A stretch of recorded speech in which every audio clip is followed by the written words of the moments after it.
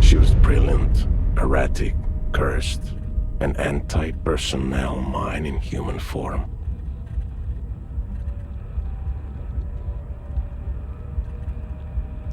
Her friends called her Herschel, but for her controllers, she was Cascade. Your name and your cryptonym. A dead limb twitches.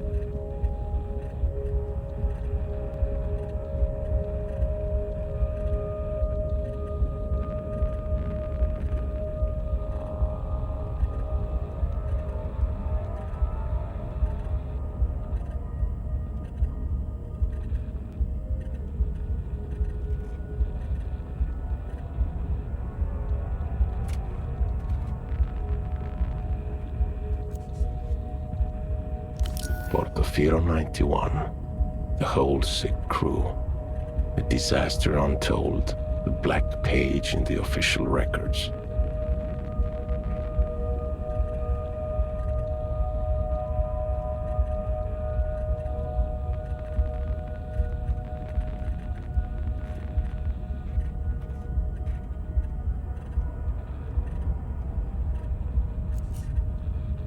Reports of how it went down remain contested, inconclusive. All that's certain, it began with a phone call and ended with 6 spies lost.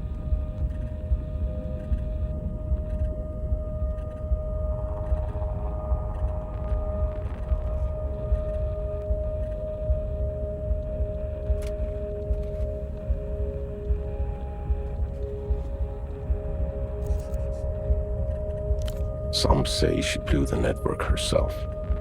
Others blame structural factors or transnational capital.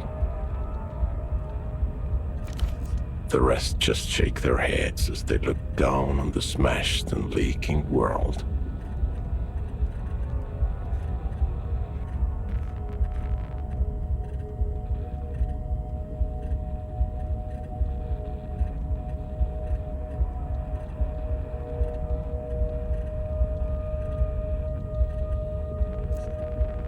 She was recalled. They put her in the freezer. Forever, most thought.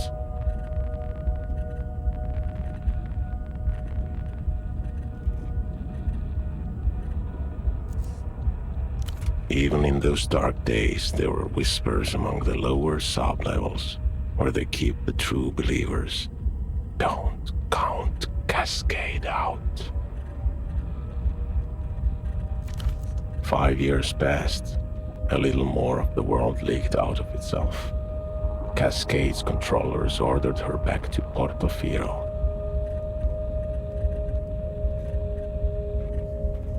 Because I asked them to.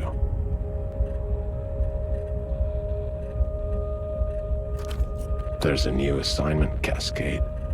I was supposed to give you the brief.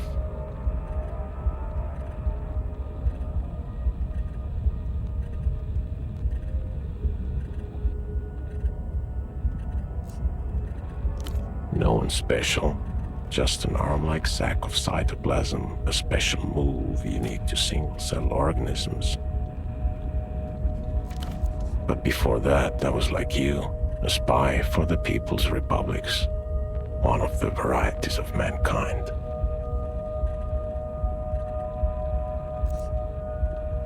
Right here, in an armchair in a safe house above a 24-hour photo shop in the city-state of Portofino.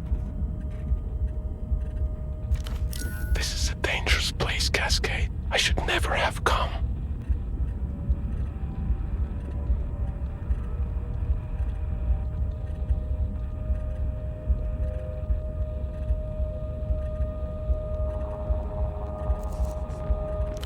I got caught with my pants down.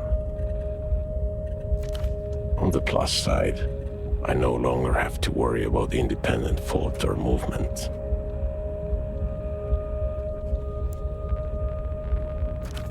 This was the human game, and he played it poorly. Time to give up his seat.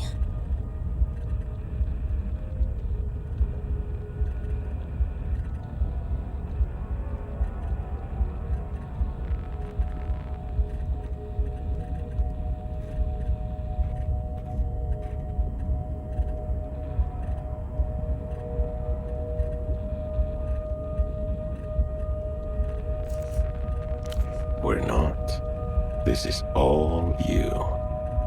Conversing with your own mental projections, reconciling the dissonance inherent to your role, like you were trained to do.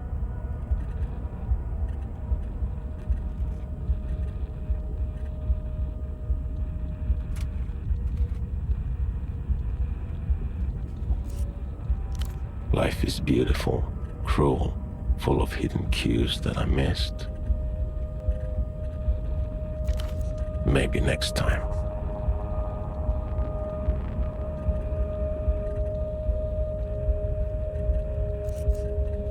Don't blame yourself, operant.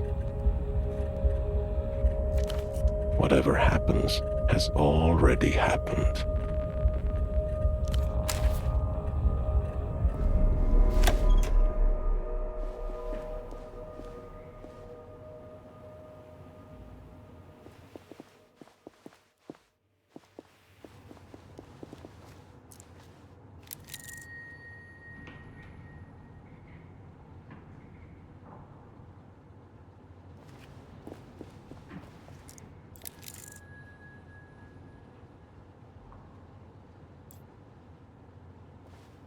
Splayed on the chair before you is a man, approximately mid-30s.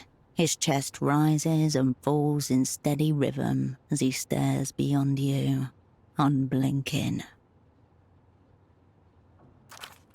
Alive, yet not alive.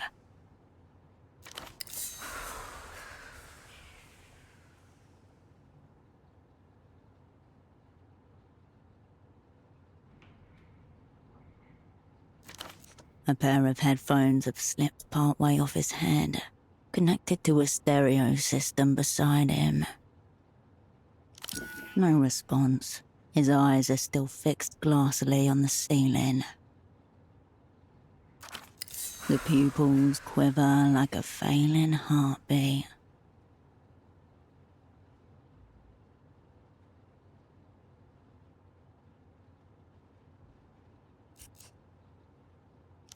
Cream paint, peeling slightly. A small room in a city past its prime. Nothing to suggest why the man is so interested in it. You get no response, no flinch, no twitch.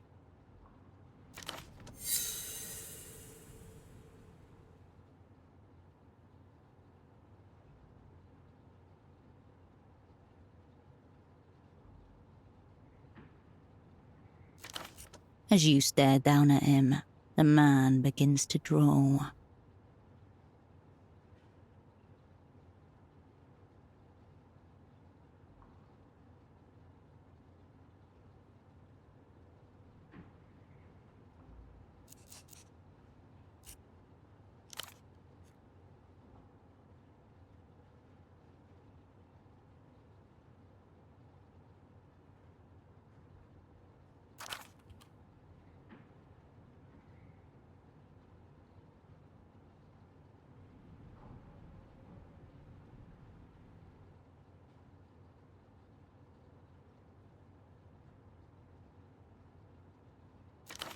Horn-rimmed glasses, impeccably dialectical, more commonly found on book sleeve portraits of men decades his senior.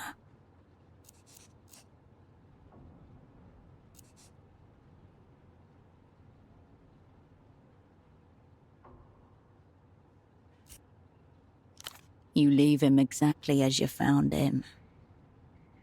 For the best, this husk could well be cursed. Stiff-collared shirt, a snug brown jacket, and nothing below the waist but a pair of red briefs.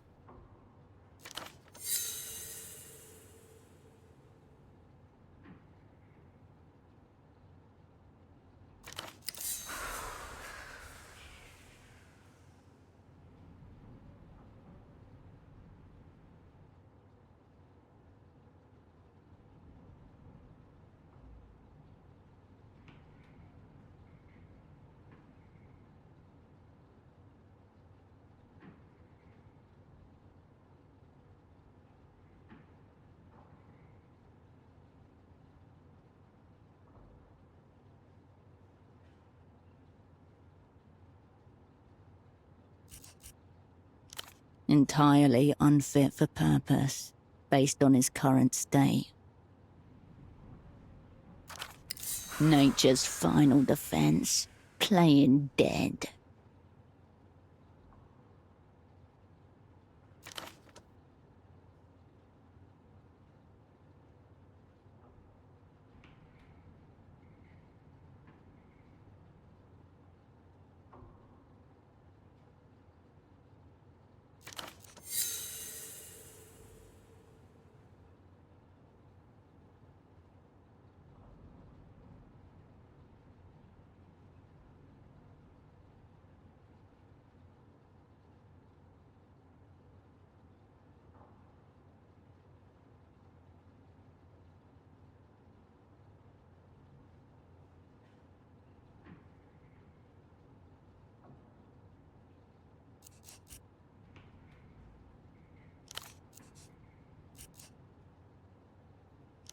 There is no smell of alcohol, nor any open containers. No drug paraphernalia either.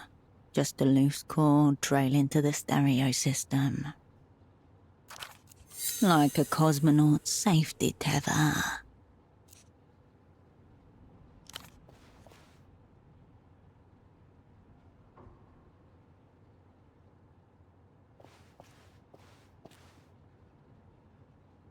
Your fingers detect a low, steady hum where jaw meets neck, elevated but not critical.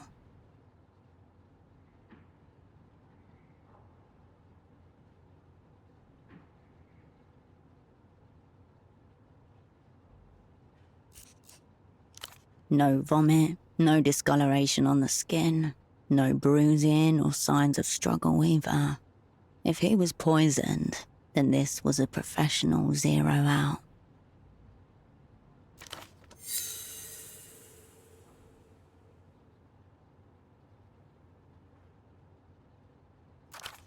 The work of an invisible hand. The man's eyes glisten. Bright red veins blossom around their edges.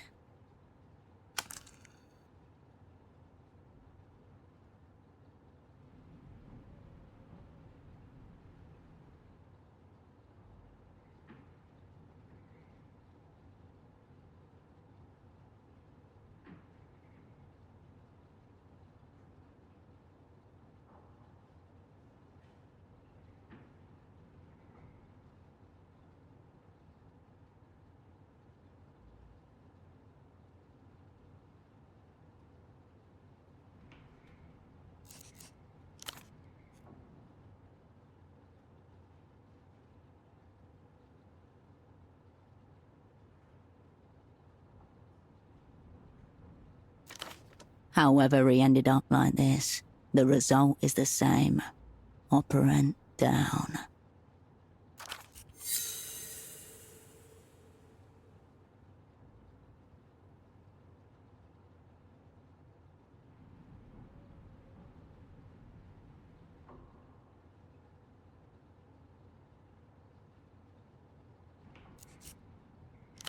Clipped to the inside flap of his jacket, you find a laminated badge, emblazoned with the crest of the Import-Export Bureau of the People's Republic of Kohila.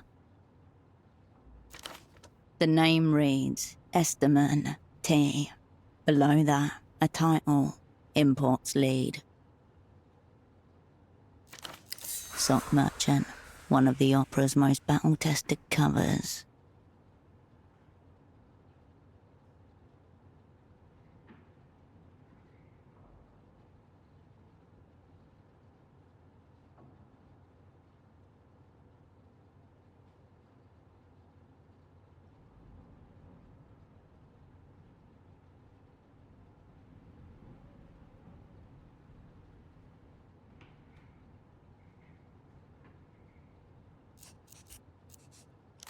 That's what the badge says. This is only a cover, but such phantoms often mimic the Operant Bureau's actual hierarchies.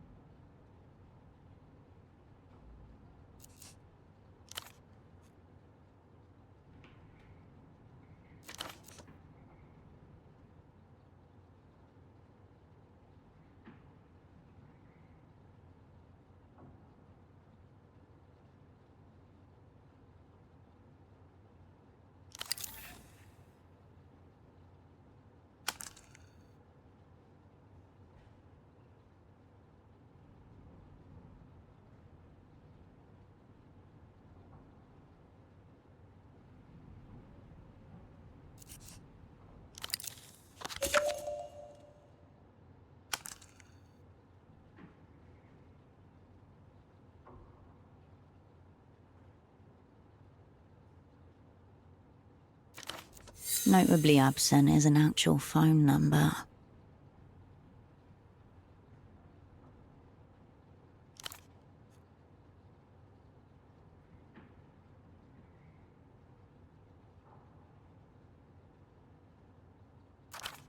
Into your pocket it goes.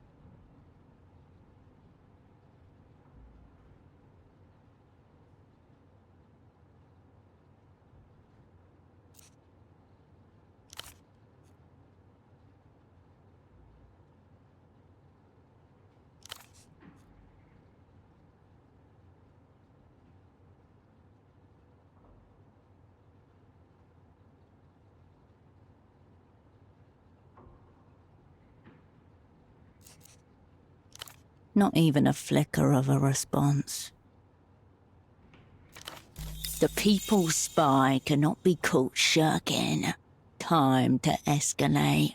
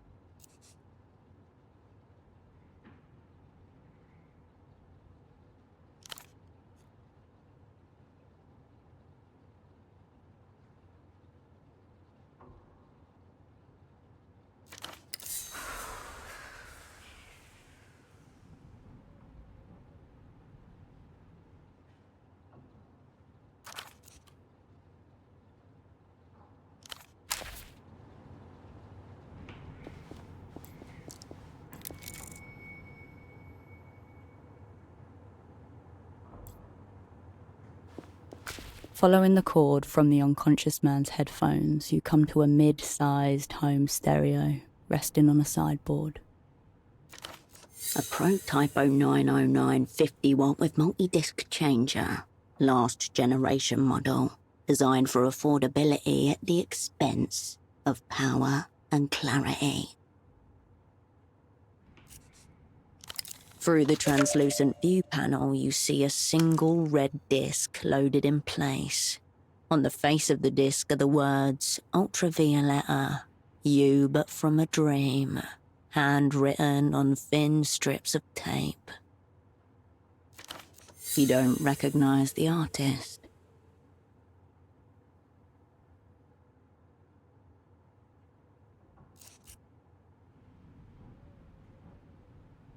The disc is loaded, ready to tell you.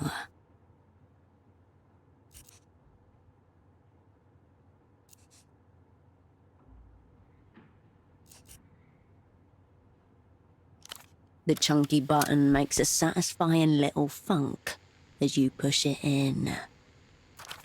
The plastic latch clicks into place, and the discus begins to turn. You know because the spindle is rotating, though the speakers don't produce any sound at all. The kitchen light hums and splinters momentarily.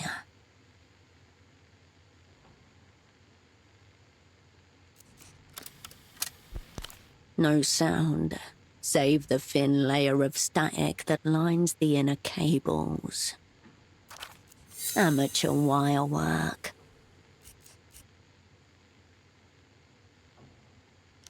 It doesn't appear to be.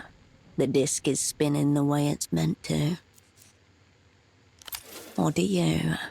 You can't tell.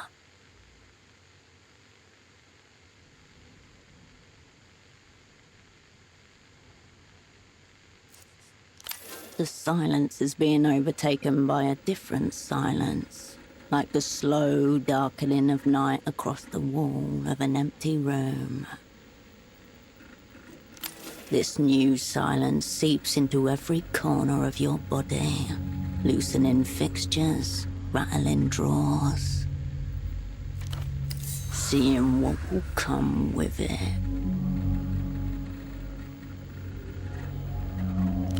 There is still no sound, but in your mind an image forms of a blasted heath, a smouldering circle at its center. Figures in tattered robes stagger and sway on the horizon.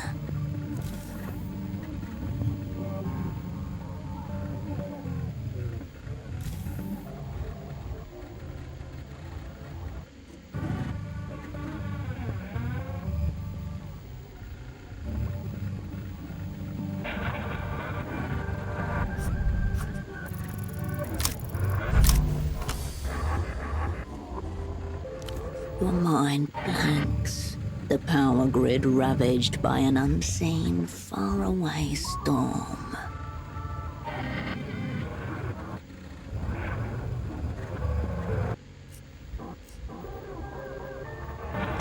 The same day you were just living. A second-floor studio apartment above the Photo 24 while you wait film lab on Orphanage Street in the independent city-state of Portofino. Slowly, you return to yourself. The apartment looks the same, just about.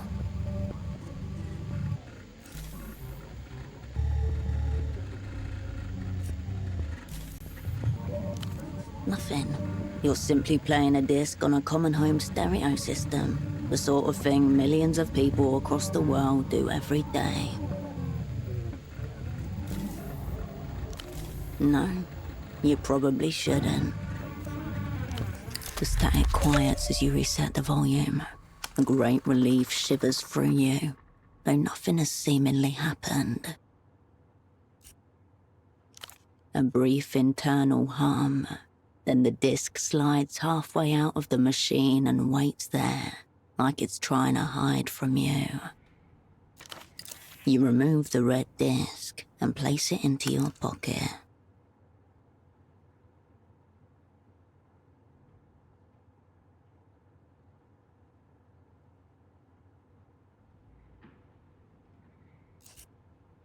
Crimson flashes within its casing as the disc picks up speed.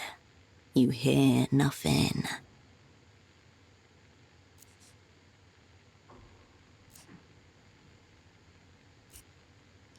The static quiets as you reset the volume. A great relief shivers through you, though nothing has seemingly happened. A brief internal hum.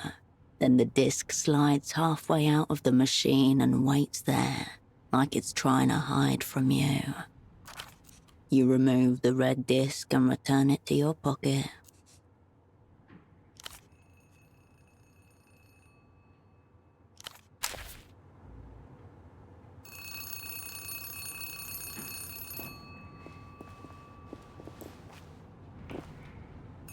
You pick up the phone. The handset vibrates in your palm.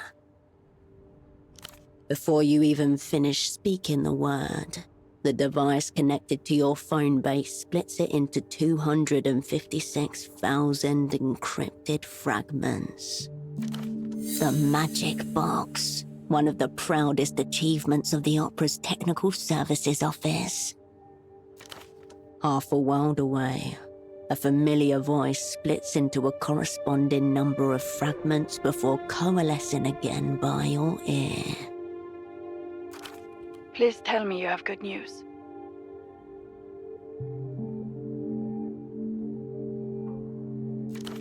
The voice of your controller. It's your double she's expecting. Let's not disappoint her.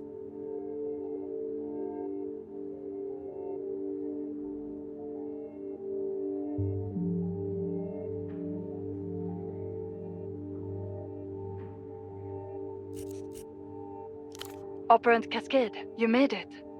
Your voice hasn't changed.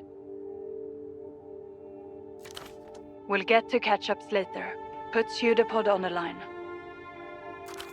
You glance over at the man in the chair.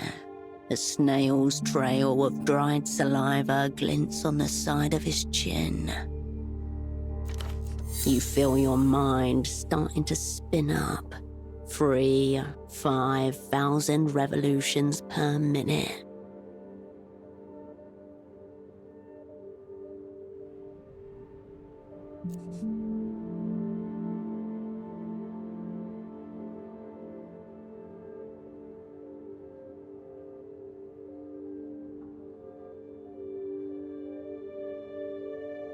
For a moment, no one says anything.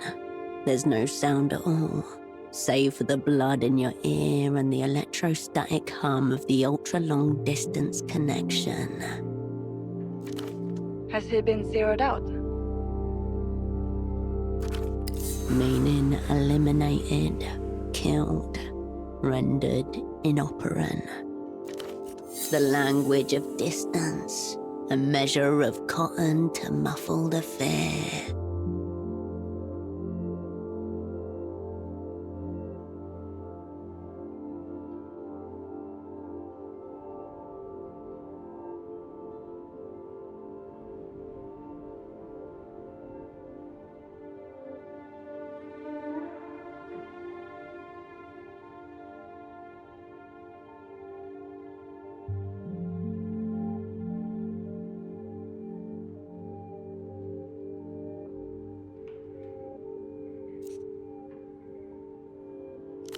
That doesn't tell us much. What else?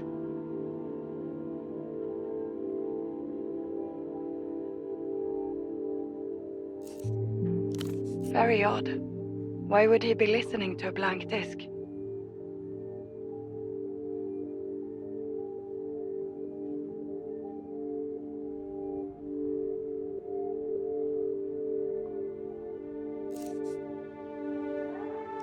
Probably a manufacturing defect.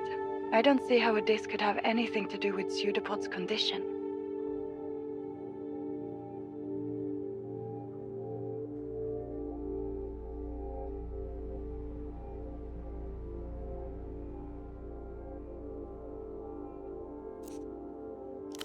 Are you implying that he succumbed to some kind of...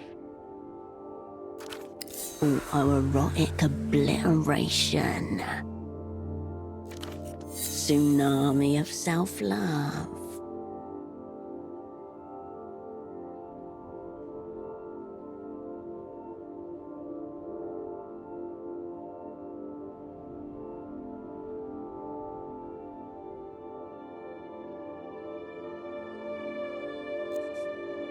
We're not getting anywhere with this.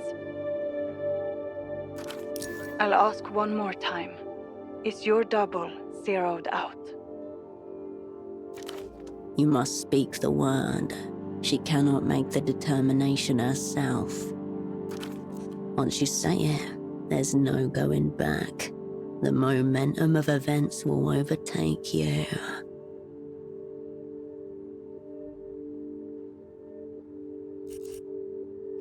Cascade, is your double zeroed out or not?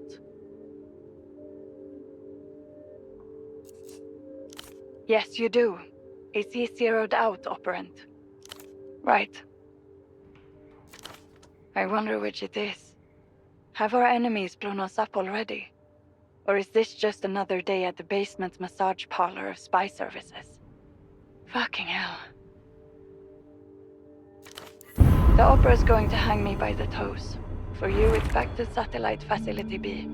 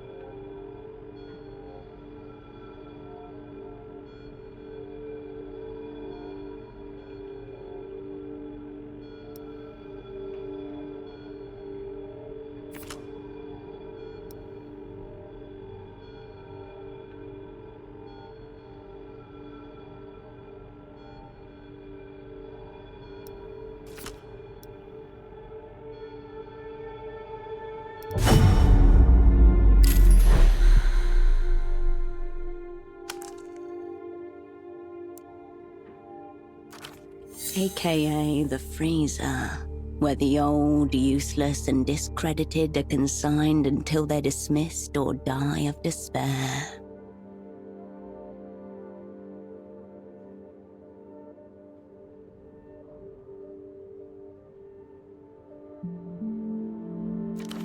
The freezer, shiver, resist.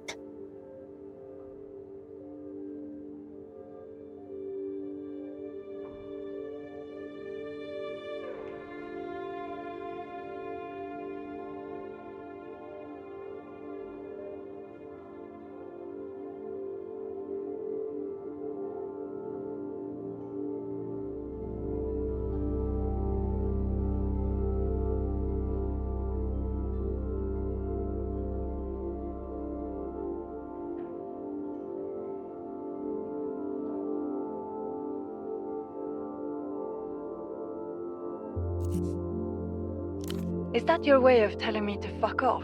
You haven't even got the assignment. Gang taking heavy incoming fire here. Not sure how long we can hold out.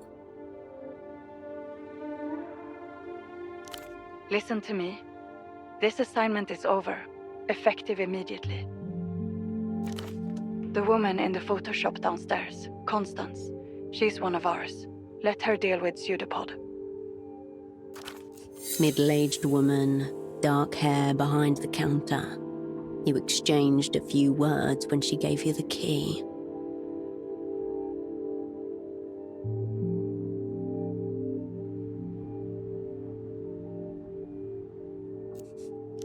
As for you, we need to get you on the next aerotram out of the city.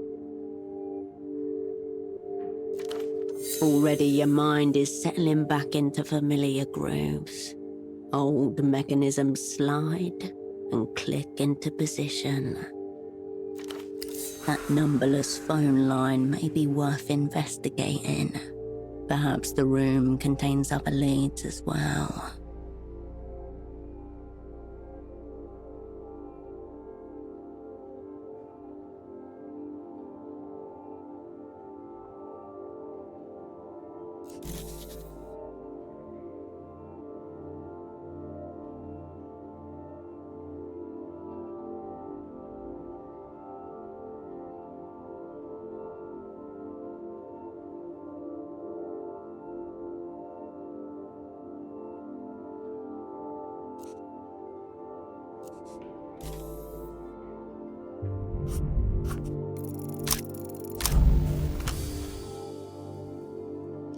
There's only one possible explanation.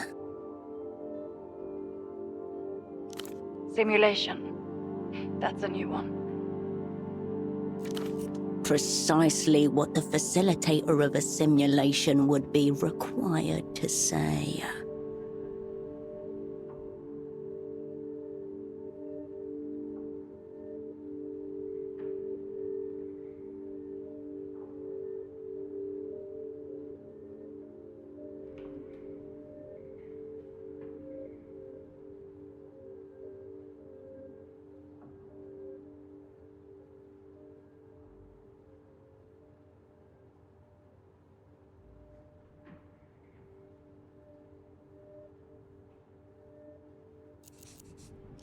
What you're describing is utterly deluded. I can't even imagine how you think that's supposed to work.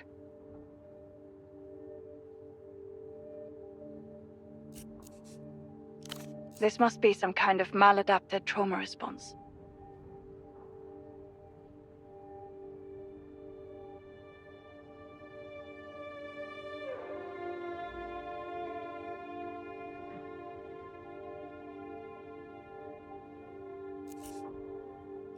There should still be flights departing for Superblock territory tonight.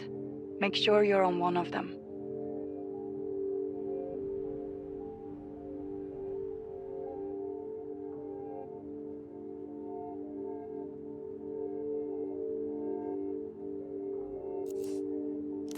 That's great, because you're not actually supposed to do anything. This assignment is over. Get on the next tram.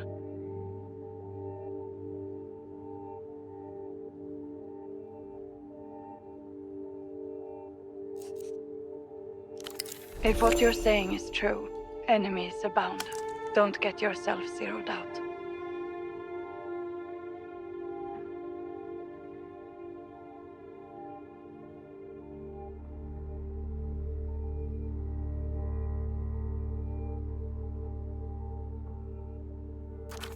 A click, and the line goes dead.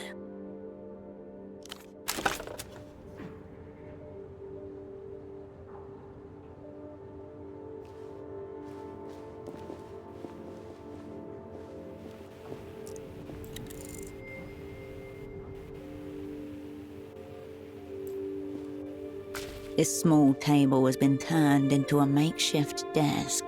A startlingly red folder stands out against the clutter. In the Operant Bureau's elaborate filing system, red is reserved for personnel files.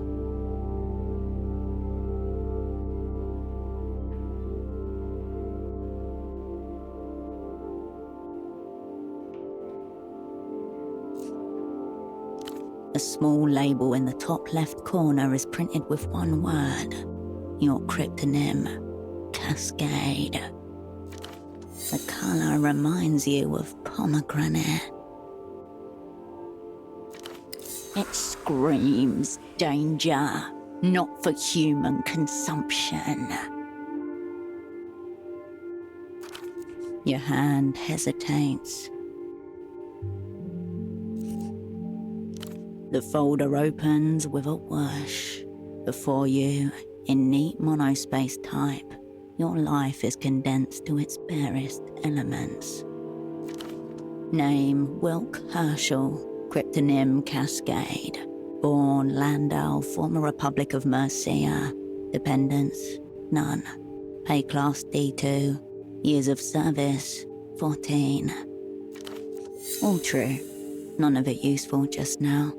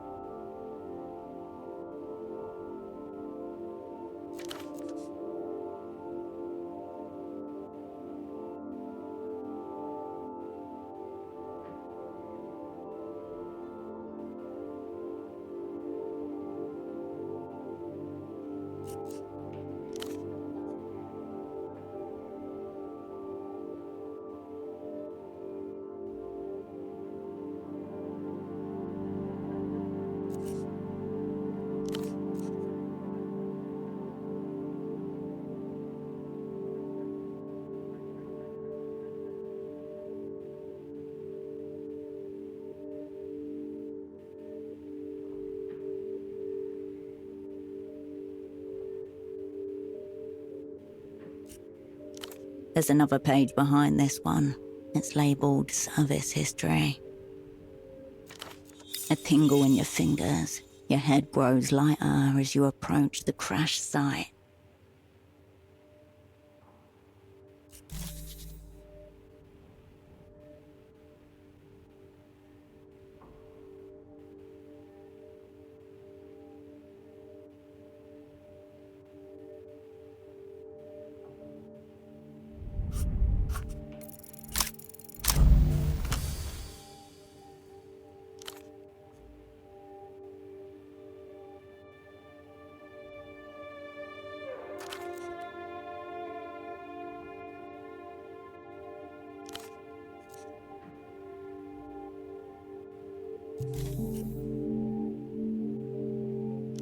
Amidst the crumpled sheets of copy paper and empty takeout containers, you find an open pack of cigarettes, Suprema Mark.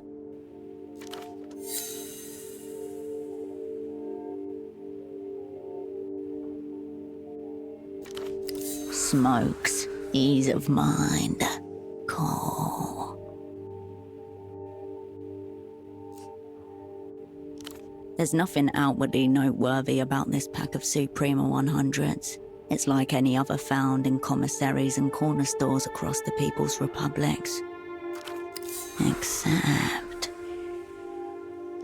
secreted neatly against the inner wall of the pack, just as you were once taught to do yourself, a crisply folded sheet of A7 paper. Bijapwal, Vubsquux, Ongs, Sixfazul, Exquum, Yijizva, Digarak, Ravux, Skilbach, Jittababake, Whatsup, Sift, Hugtok, Huichk, Slaw, the Truck, Rilliam, Nacht, Skjuva, Fukatskla, Terabit.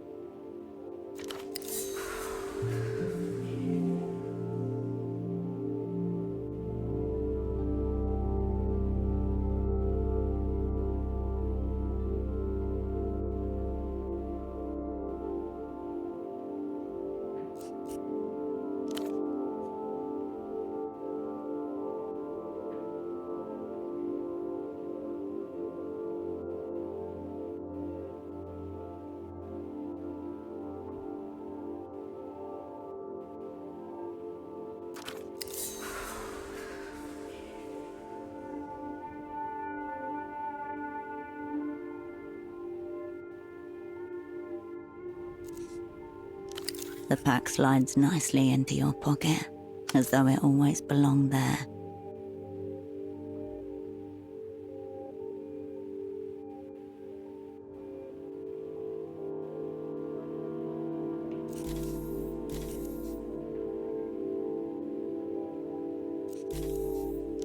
There's nothing left in there, neither smokes nor secrets. Memories of operant training, hours spent practicing modular addition. These mental muscles, long atrophied, begin to awaken.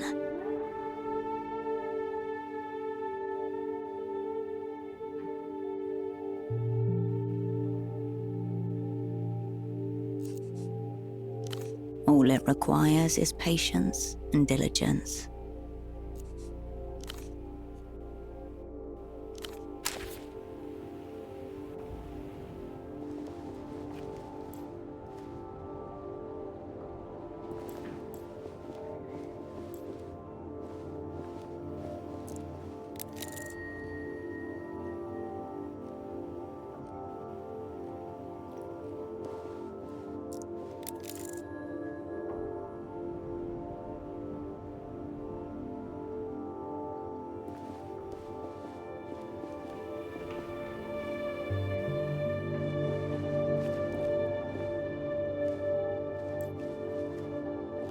You dial your controller's number. Raw information atomizes itself. On the other side of the world, a phone rings. I thought you were headed out. What is it?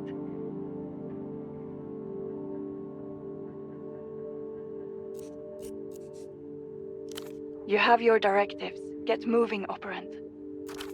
The line goes dead.